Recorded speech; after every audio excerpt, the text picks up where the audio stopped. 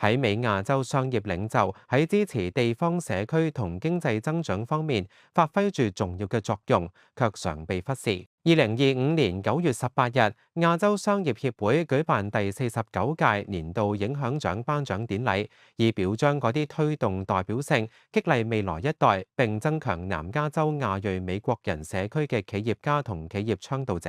I'm so excited to present that this year is our 49th Annual Impact Awards for the Asian Business Association. 很高興今天是我們 ABA 的49週慶祝我們商會的活動。那今年的晚宴有超過450人參加。Super excited to have everyone here and celebrate with our community.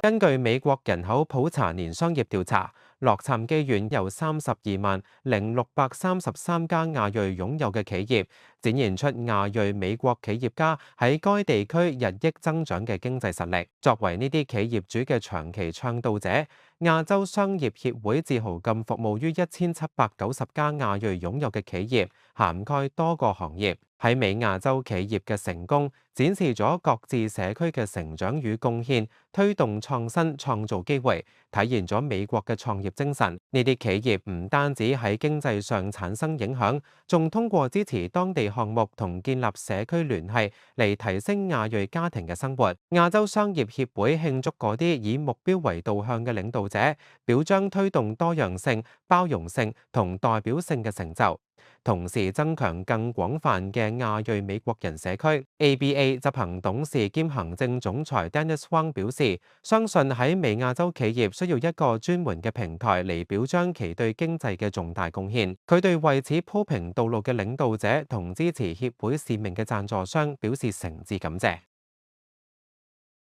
天下衛視記者編輯報道。